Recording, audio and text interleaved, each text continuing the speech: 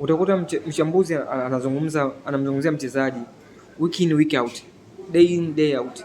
Mchezaji fulani ana performance mbaya, sijui hana uwezo, anafanya makosa mengi ya kiufundi, sijui mchezaji fulani ajirekebishi, sijui anafanya hivi.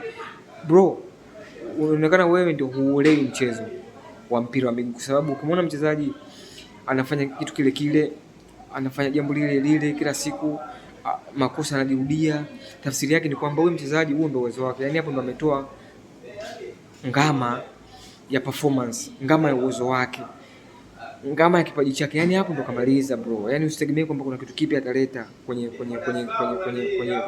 game yake. Kwa hiyo unapoendelea wewe kumsema sijui huyu ama sio improve, sio mchezaji huyu fulani, sio anaishi dai na hii kila siku kelele zile zile, unamleta mtu hapo unamdisplay mpaka kama mtu anaona personal. Sasa kwa nini maana naongelea personal wakati mimi ndio uwezo wangu? Umeona bana? Ndio maana kuna baadhi ya wachambuzi wanatengeneza chuki kwa wachezaji, kwa viongozi, kwa sababu mtu unashindwa kuanalyze kwamba huyu mtu huo ndio uwezo wake umefikia, yani huyo ndio kamaliza. Yani hapo ukimsearch mfukoni ana hata dala la kiwango, yani ana hata dala performance.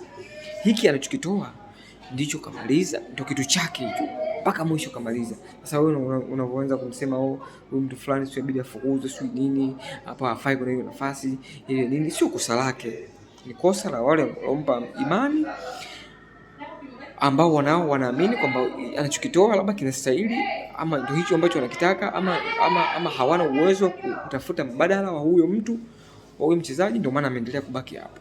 Sio, umenielewa? Lakini sio au ushikaji kwa namna moja ama nyingine, lakini sio kwamba utegemee wewe kumsema kwako mchezaji kila siku atabadilika kwa namna moja ama nyingine. Hakuna, kwa sababu anachokifanya ndicho anachokiweza kukifanya yeye.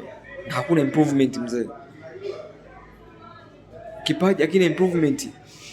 Performance ndio unaweza ukaimprove performance yako, lakini kipaji ni kipaji tu, ndio alivyo hivyo, ndio uwezo wake upo hivyo mzee.